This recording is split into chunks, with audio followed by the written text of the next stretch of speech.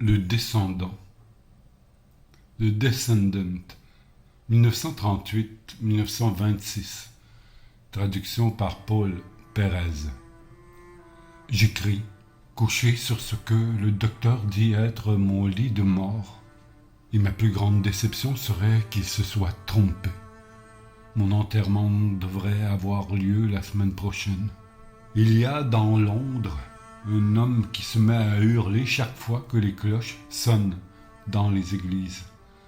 Cet homme vit seul, avec son chat au pelage rayé, à la pension Grey Inn. Les gens l'appellent le fou pacifique. La chambre est pleine de livres enfantins, inoffensifs, qu'il feuillette des heures durant. Tout ce qu'il souhaite dans la vie, c'est de ne pas avoir à penser. Pour quelque motif singulier, la pensée lui est une chose insupportable. Et il fuit comme la peste toute forme d'imagination. Maigre, gris et ridé, certains affirment cependant qu'il n'est pas aussi vieux qu'il en a l'air. En proie à une perpétuelle terreur, il tressaille au moindre bruit. Les yeux s'agrandissent alors démesurément et son front se couvre de sueur. Il n'a plus ni amis ni compagnons, ce qui lui évite de répondre aux questions des gens qui ont connu naguère cet homme érudit, cet esthète disent que c'est une vraie pitié de le voir maintenant. Il les a peu à peu perdus de vue au cours des années et aujourd'hui, personne ne pourrait dire s'il a quitté le pays ou s'il se cache de ses relations dans une retraite isolée. Installé depuis 10 ans à Grey Inn, il n'avait jamais évoqué son passé jusqu'au soir où le jeune William acheta le Necronomicon. William était un rêveur de 23 ans à peine. Quand il s'installa dans la vieille demeure, il perçut immédiatement l'étrange souffle cosmique qui émanait de ce vieillard grisonnant dont la chambre jouxtait la sienne. Et il réussit à imposer sa présence là où de vieux amis avaient échoué. Les crises d'effroi qui s'emparaient parfois de cet observateur attentif, décharné et hagard le fascinaient. De fait, l'homme passait son temps à regarder et à écouter, plus avec son esprit qu'avec ses yeux ou ses oreilles. Et il semblait aussi tenter de faire quelque chose en s'absorbant dans des romans gais et insipides. Mais lorsque les cloches des églises se mettaient à sonner, il abandonnait tout, se bouchait les oreilles et ses hurlements auxquels s'associaient ceux du chat gris ne cessaient qu'avec le dernier battement de cloche. William avait beau essayer de découvrir le secret de son compagnon, il n'y arrivait pas. L'étrange vieillard avait une attitude assez peu en rapport avec son aspect physique. Il affichait un éternel sourire et s'exprimait en babillant fiévreusement, s'excitant de façon puérile pour des vétilles. Sa voix, parfois, atteignait un ton de fausset qui la rendait incohérente. William, cependant, ne fut pas étonné de l'entendre parler de Harrow et d'Oxford, car ses remarques, même les plus anodines, portaient l'empreinte d'une vaste érudition. L'inconnu se révéla être Lord Northam, dont le château, situé dans le Yorkshire, était l'objet d'étranges récits. Lorsque William essaya de parler des origines romaines de cette demeure, Lord Northam refusa d'admettre qu'il y eût quoi que ce fût d'anormal en ces lieux, balayant d'un rire étouffé les illusions aux cryptes souterraines creusées en plein roc au-dessus de la mer du Nord. Les choses en restèrent là jusqu'au soir où William apporta le Necronomicon, écrit par l'arabe fou Abdul al-Zared. Il connaissait l'existence de ce livre maudit depuis l'âge de 16 ans, depuis qu'il s'intéressait au fantastique, et qu'un vieux libraire de Chander Street lui avait parlé de ce curieux document qui faisait pâlir d'effroi tous ceux qu'il avait eus entre les mains. Le libraire lui apprit que 5 exemplaires seulement avaient survécu aux autodafés et aux interdits. Tous étaient craintivement cachés par ceux qui les détenaient. Par chance, William en avait découvert une copie dans la boutique d'un juif, dans le sordide quartier de Clare Market, là où il achetait souvent des choses étranges, et il avait pu l'acquérir pour un prix très modique. Lorsqu'il fut en possession de l'ouvrage, le vieux lévite le regarda partir avec un singulier sourire caché dans sa barbe bouclée et en gloussant d'une manière inquiétante. La volumineuse couverture de cuir avec son fermoir en cuivre était si belle, le prix si ridiculement bas que William, relisant le titre du livre introuvable, ressentit une joie extrême.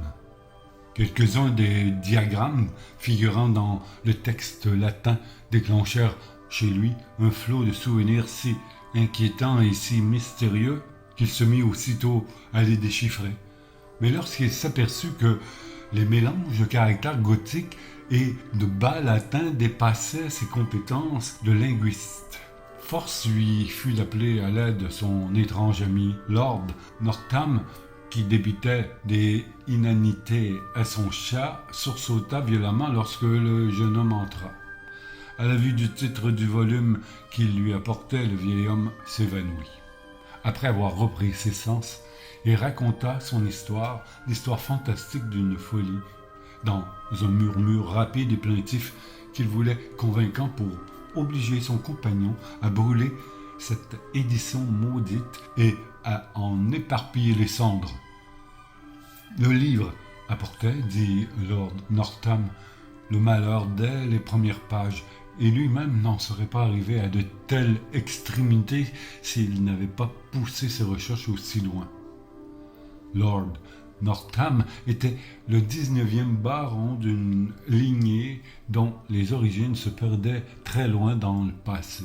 On disait dans sa famille qu'elle remontait à l'époque d'avant les Saxons, jusqu'à un certain Luneus Gabinius Capito, tribun militaire dans la 3e légion d'Auguste, stationné à Lindum en Grande-Bretagne romaine, qui avait été sommairement cassé de son commandement pour avoir participé à certains rites n'appartenant à aucune religion connue.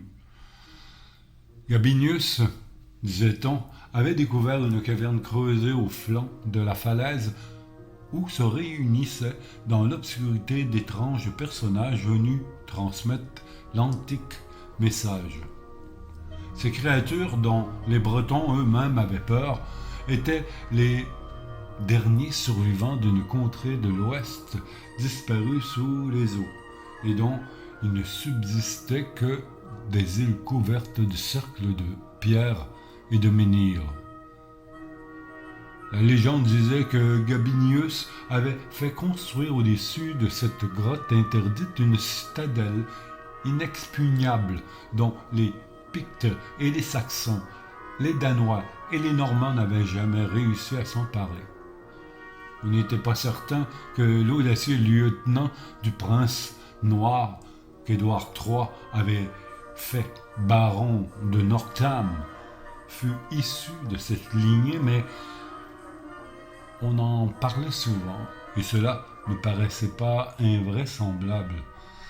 En vérité, la construction du donjon de pierre de la citadelle ressemblait de façon étonnante à l'architecture du mur d'Adrien. Enfant, Lord Northam était assailli de rêves étranges quand il dormait dans la partie la plus ancienne du château. Il avait pris l'habitude, au réveil, de rechercher dans sa mémoire les scènes étranges, les situations confuses et les impressions vagues qu'il avait ressenties ou dans lesquelles il s'était trouvé pendant son sommeil et qui étaient fort différents de son expérience vécue. Il devint rêveur par réaction contre sa vie monotone où il ne puisait aucune satisfaction. Ces exaltations le conduisirent vers des royaumes imaginaires et chimériques, jadis familiers, aujourd'hui invisibles sur cette terre. Il était convaincu que notre monde terrestre n'était qu'un simple atome perdu au milieu d'un univers immense et inquiétant, persuadé également que ces terres de l'inconnu faisaient pression sur la sphère du connu, prête à la pénétrer de toutes parts. Northam avait acquis dans sa jeunesse et dans les premiers temps de sa maturité toutes les connaissances possibles sur la religion et les mystères de l'occultisme. Mais avec l'âge, les limites et la banalité de son existence lui devinrent de plus en plus intolérables. Il se prit alors de passion pour le satanisme, passant le plus clair de son temps à dévorer avidement toutes les doctrines et les théories qui paraissaient lui promettre d'autres ouvertures que les lois invariables et étroites de la nature. Des livres comme le récit chimérique d'Ignatius Donnelly sur l'Atlantide ou comme ceux qu'avaient écrits une douzaine de précurseurs de Charles Fort l'enthousiasmaient par leurs divagations. Il n'hésitait pas à parcourir des lieux et des lieux pour se rendre compte sur place d'un détail étrange sur l'histoire d'un village. Une fois, il partit dans le désert d'Arabie à la recherche d'une cité sans nom dont il avait vaguement entendu parler et que personne n'avait jamais vue. Une foi insatiable et fanatique l'amenait à croire qu'il existait quelque part une porte permettant à celui qui la trouverait de pénétrer dans les profondeurs des mystères dont les échos obsédaient sa mémoire. Peut-être ces échos lointains se trouvaient-ils dans le monde visible. Peut-être n'était-il qu'une extrapolation de son esprit divagant, mais peut-être aussi, dans une partie inexplorée de son cerveau, détenait-il la clé mystérieuse, la clé qui lui ouvrirait enfin les portes des civilisations oubliées et futures et l'accès à des dimensions perdues qui le conduiraient aux étoiles, à l'infini, à l'éternité.